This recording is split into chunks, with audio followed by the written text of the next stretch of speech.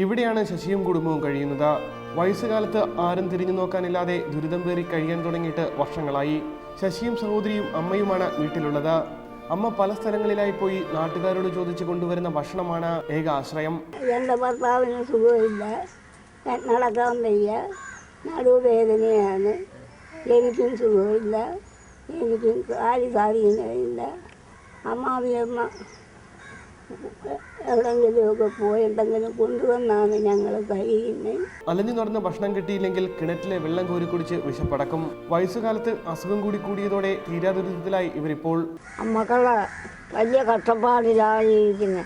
എവിടെങ്കിലും ഉള്ളി ഇറക്കുമ്പോൾ ആരെങ്കിലും തരുന്നതായിട്ട് തിളപ്പിച്ച് കുടിക്കുന്നു. നല്ല ഒരു കാറ്റടിച്ചാൽ തകർന്നു വീഴാവുന്ന ഈ കൂരയിൽ ഇനി എത്ര നാൾ കഴിയാനാകുമെന്നാണ് ഇവരുടെ ആശങ്ക.